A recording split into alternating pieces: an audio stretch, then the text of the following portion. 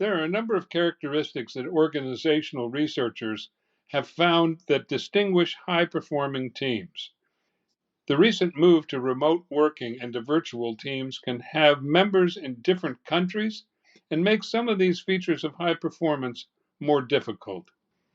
In this episode, we'll explore how to employ the tactics of high-performing teams even when working virtually. Hi, I'm Rick Kendall. And I'm Fred Ball. Welcome to Management Mastery. The purpose of these podcasts is to share what each of us has learned about good and bad management in our combined over 40 years of experience, both as managers and executive coaches. During that time, we've coached managers at every level in companies from Fortune 100s to brand new startups in all major businesses, including nonprofits, government, and education. So whether you're just starting in your first management position or are an experienced manager looking to strengthen your management skills, we know our podcast will be valuable to you. Dr. Ron Friedman, a psychologist, in an article in the October 2021 issue of the Harvard Business Review, says that his research shows that high-performing business teams do 5 things differently than other teams. According to Friedman, high-performing teams aren't afraid to pick up the phone, are more strategic with their meetings, invest time bonding over non-work topics. He also found that high-performing teams give and receive appreciation more frequently, and they're more authentic at work in that they communicate emotions more openly, both positively and negatively. Unfortunately, all of these characteristics of high-performing teams can be impacted by working remotely. While there's not yet information that we're aware of about how remote working impacts telephone usage, we can only assume it increases out of necessity since you can't just run down the hall to talk to someone.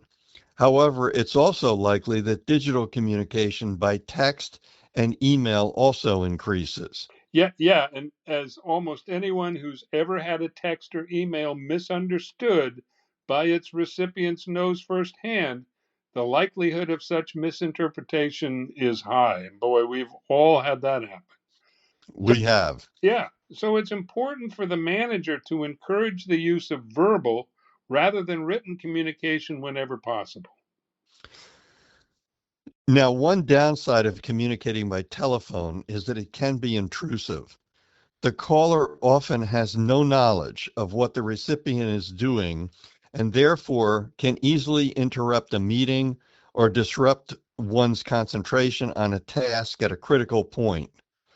For this reason, it's advisable, whenever possible, to send a text or email asking that the recipient call back or tell you when they might be available. Briefly indicating the reason for the call can also increase efficiency. In addition to reducing the likelihood of a misunderstanding, phone calls are easy to make happen and they tend to strengthen relationships, a critical aspect of high-performing teams. Yeah, and meetings are, of course, another aspect of the normal workplace that have been impacted dramatically by remote working. Even when done in person, poorly run meetings can contribute to employee dissatisfaction and low morale. And if not handled carefully, remote meetings can be even more likely to be disruptive rather than productive.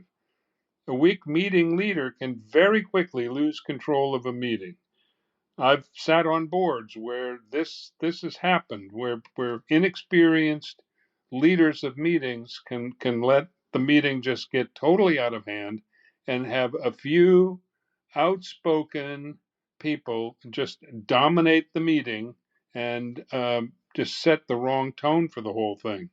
For some reason, it seems that people can more easily become disruptive in a virtual meeting than one held face to face. As someone said to me, it's much easier to yell at a computer monitor than at someone sitting across from you. And this makes it even more important that the meeting leader have and stick to an agenda and require that attendees be prepared to contribute to the meeting. It also is helpful if they say to the boss, perhaps offline, in our next meeting, could we talk about, and then they name a couple of strategic things that would make perfect sense and help their boss stay on target. Yeah, and another important aspect of in-person meetings is that they give participants an opportunity, especially before and after the formal meeting, to interact informally. And as we mentioned earlier, such non-business interaction is a key feature of high-performing teams. With virtual meetings, it's very easy to lose this benefit of in-person meetings. But a good manager should try at the beginning and or the end of a meeting, of a virtual meeting, to start a non-business conversation by asking a general question such as what are people's plans for the weekend or some other topic of general interest to the group in order to stimulate a brief conversation. And this should, of course, be done uh, allowing enough time to keep the meeting on schedule and ending on time and that sort of thing. These discussions of non-work topics help to identify shared interests within the group and hopefully stimulate more such conversations outside of meetings. Such conversations help colleagues identify shared interests and can foster deeper liking and authentic connections with coworkers. This also makes it easier for people to ask for help or to give it, and it encourages teamwork. Such informal water cooler conversations are rare, if not impossible, in a strictly virtual environment. So it's up to the manager to try to stimulate them around the virtual meetings. And I think the point that Rick's been making is that this adds humanism to what is going on. It's not just focused solely on business, but it brings in um, the the general shared interests of the group. Yeah, I think, Fred, that when you're talking to an image, even if it's a coworker that were in the office with a few weeks ago,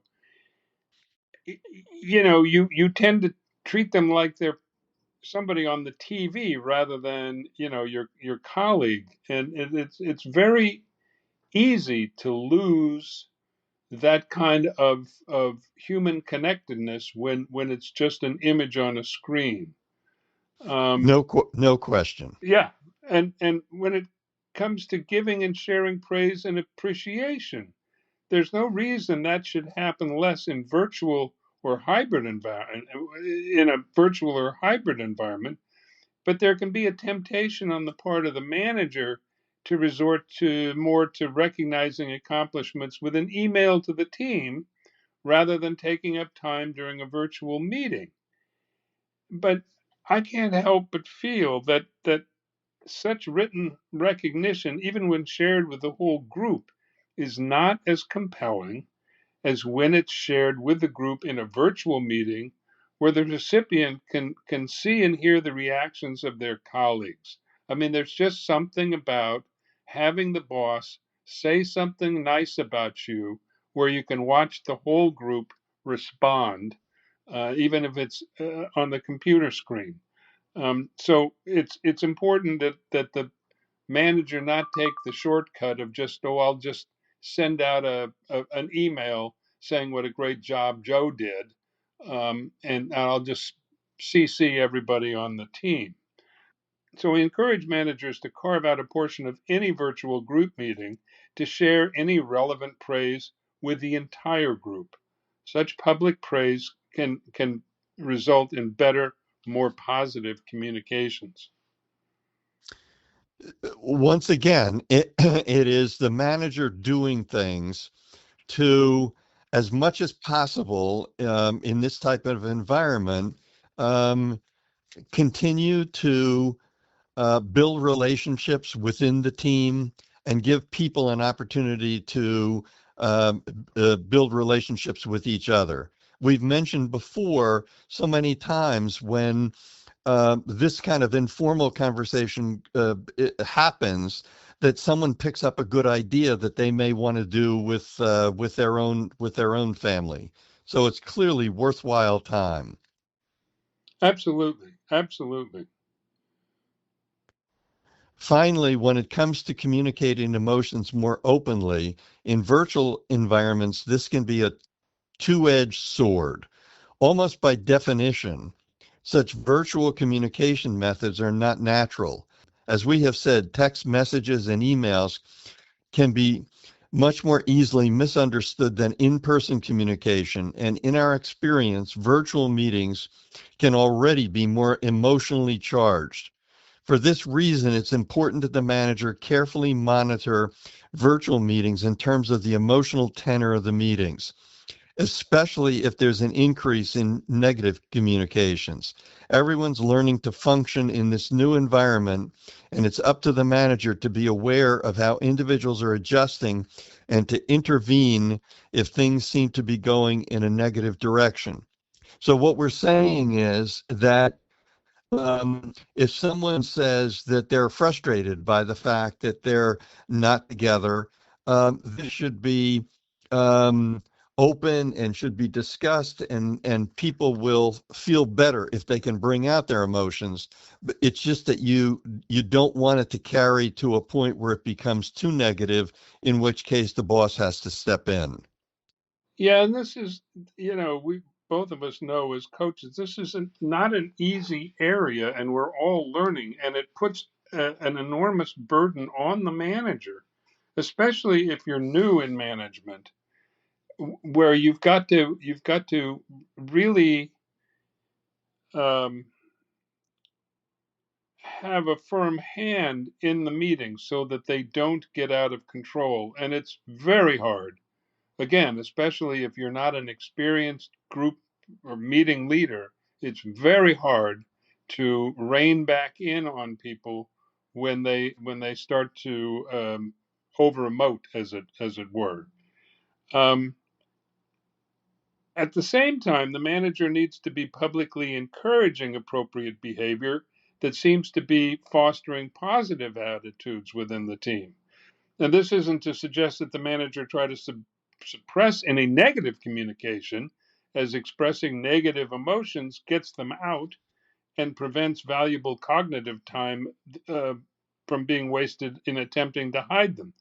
But rather that the manager needs to make sure that such expressions do not overwhelm the process. In other words, the manager should be encouraging authentic communications, both positive and negative, as long as they seem to be moving the team in a positive direction overall. So in summary, high-performing teams require autonomy, competence, and relatedness to function at the highest level. We have covered a number of ways to improve teamwork and employee morale when working fully or partially remotely.